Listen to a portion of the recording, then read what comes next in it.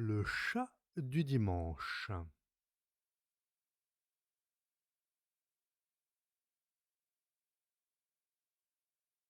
Je l'ai vu pour la première fois un dimanche matin, alors que je me rendais au marché.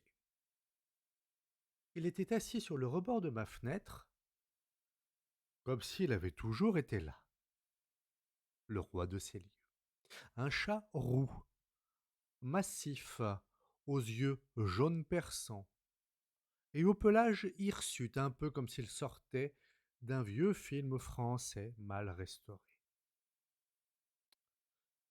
Je suis resté figé une seconde, puis j'ai ouvert doucement la fenêtre. Il n'a pas bougé. Il m'a simplement fixé d'un regard qui n'était pas tout à fait celui d'un animal. Il n'avait ni collier, ni tatouage, ni cette allure furtive des chats de gouttière. Non, lui, il avait l'assurance d'un type qui connaît les lieux. Alors, je lui ai parlé. Salut toi, t'as l'air de t'être perdu. Il a cligné des yeux lentement et il est entré.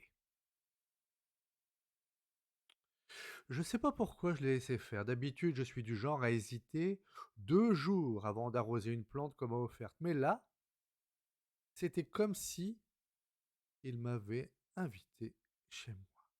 Il a fait le tour du salon. Il a reniflé la bibliothèque. Il s'est frotté aux pieds de la chaise en osier, celle que je n'utilise jamais. Puis, il s'est installé sur le coussin du canapé avec la dignité d'un vieux colonel à la retraite. Je l'ai appelé Edgar. Je sais pas d'où ça vient. Alors, peut-être à cause de son regard un peu trop profond ou parce qu'il m'a fait penser à quelqu'un dans mon inconscient, à un souvenir enfoui, à un souvenir flou tapi quelque part dans ma mémoire.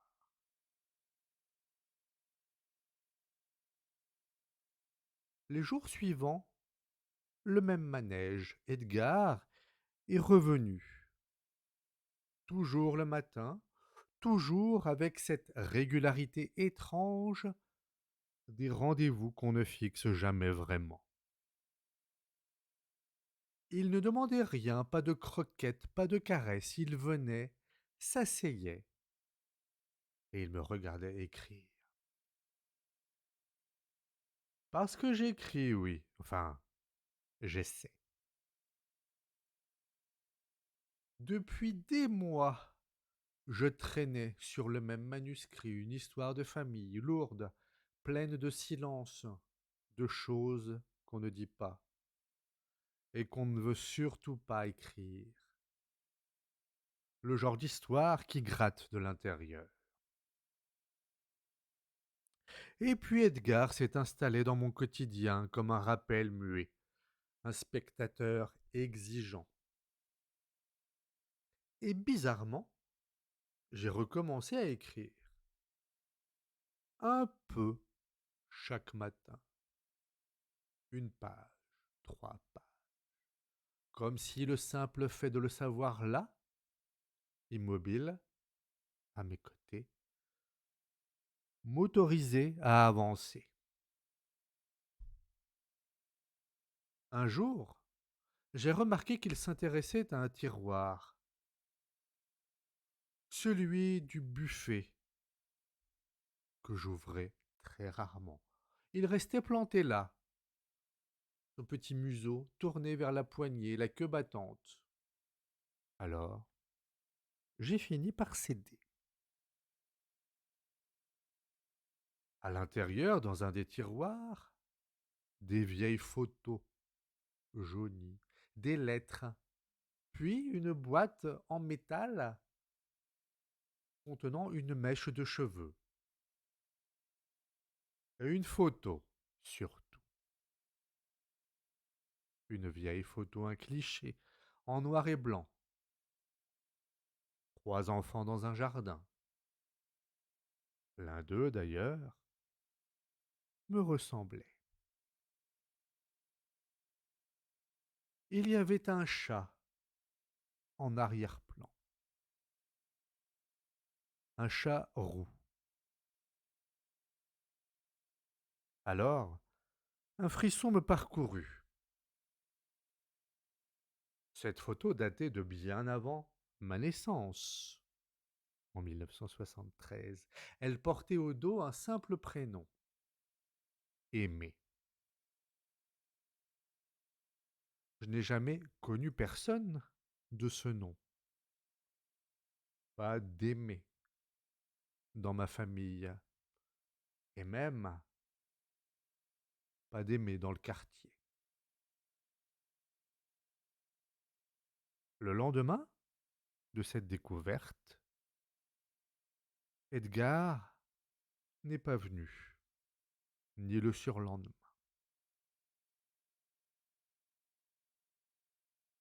J'ai eu beau l'appeler, fouiller les rues, les ruelles, demander aux voisins, rien.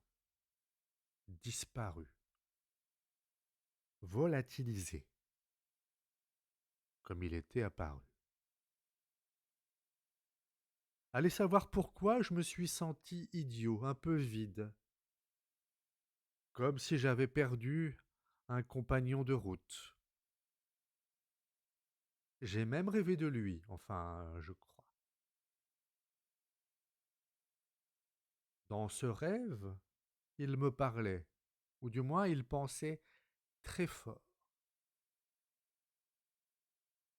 Et ce qu'il me disait, c'était quelque chose du genre: Maintenant tu peux écrire. Je t'ai rendu ce qui manquait.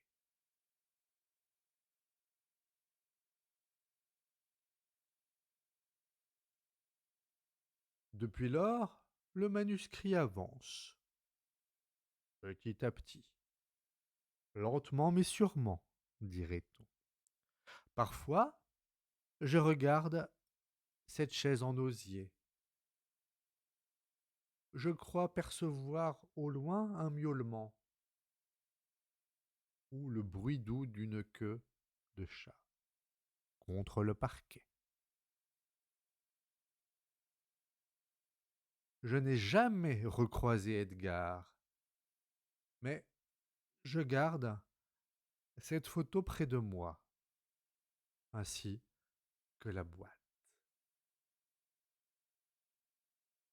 Et nichée au creux de moi l'impression étrange qu'un jour, quand j'aurai fini d'écrire, Edgar reviendra. Pourquoi pas un dimanche matin, comme ce jour où je l'ai vu pour la première fois.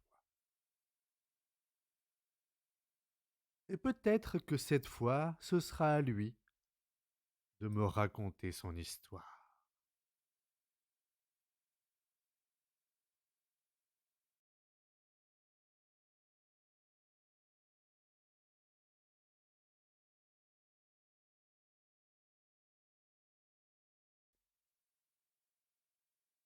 Le fauteuil.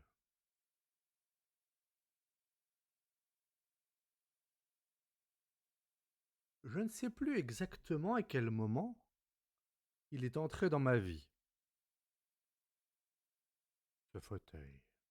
Un vieux crapaud bordeaux, aux accoudoirs râpés, recouvert d'un velours à motifs floraux, qu'on aurait cru choisi par une grand-mère acariâtre. Il avait cette manière étrange de ne jamais sembler tout à fait à la même place. Je l'avais récupéré presque par hasard après le décès de ma tante Huguette. C'est comme ça qu'on fait dans la famille, on ne jette rien, on fait circuler d'une génération à l'autre. On hérite des meubles comme on hérite des silences.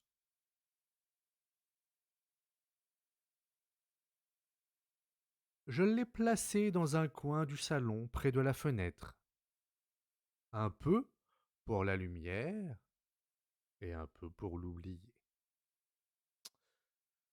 Il ne s'accordait avec rien, évidemment, ni avec la table basse de style scandinave, ni avec le canapé gris anthracite. Et pourtant, il s'est imposé de lui-même. Il avait une stature, ce fauteuil, et les invités s'y asseyaient, sans réfléchir, comme s'ils étaient aimantés. Puis, il se taisait.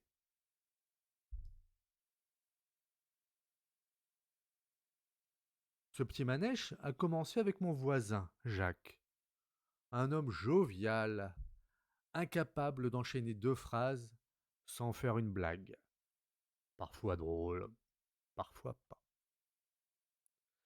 Ce jour-là, il s'est affaissé dans le fauteuil avec un soupir et s'est mis à parler de son père, en particulier de leur dernière dispute, 20 ans plus tôt.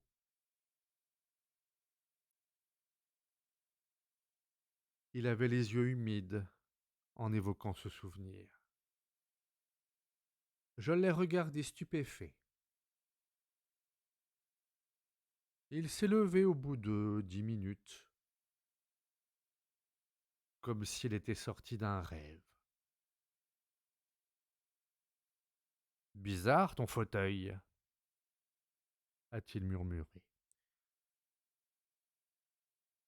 Puis il est parti, sans demander son reste. Et puis ça a continué avec d'autres personnes. D'abord ma sœur, puis mon collègue Sébastien, et même le plombier.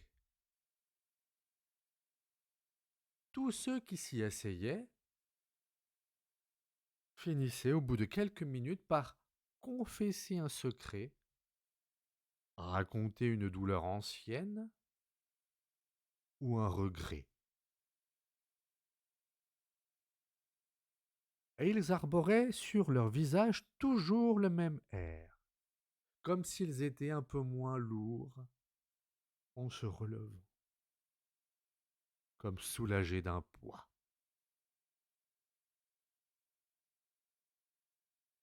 Évidemment, au début, j'ai cru que je devenais fou.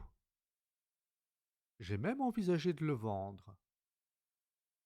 Mais qui voudrait d'un fauteuil exorciste? Qui voudrait d'un fauteuil hanté?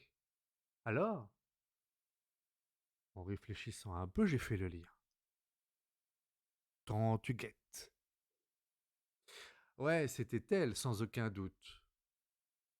Le fauteuil venait de sa chambre. C'était en quelque sorte son trône. Elle y passait des après-midi à tricoter des écharpes trop courtes et lire des romans policiers d'Agatha Christie. Mais Huguette avait aussi un don. Enfin, un drôle de truc, dirons-nous. Les gens venaient lui parler, se confier. Même le facteur lui racontait ses peines de cœur. On disait d'elle qu'elle avait de l'écoute.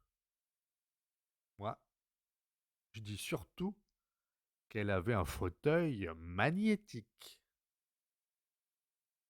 Alors, je me suis assis dedans un soir. Le tissu était tiède, comme si elle m'attendait. L'odeur forte de naphtaline persistait, mais elle était adoucie par le temps qui passait. J'ai fermé les yeux, et là, j'ai revu ma mère, sa voix, et puis son départ lors d'une nuit d'orage.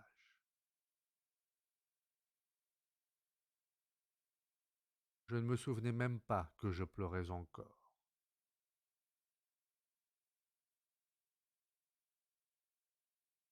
Le fauteuil, lui, grinçait tout doucement, comme s'il approuvait. Il n'y avait pas un seul bruit dans la maison, sauf le tic-tac de l'horloge.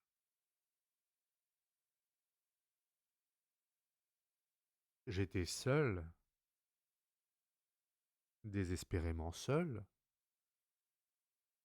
mais malgré tout, je me sentais écouté.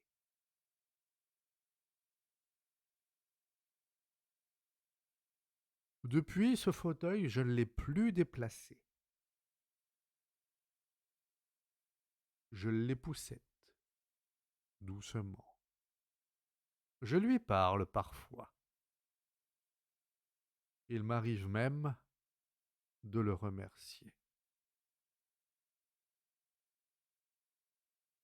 Il reste là, dans l'angle du salon, avec sa manière discrète, bien à lui, d'ouvrir les cœurs. Parfois, j'ai l'impression qu'il me sourit.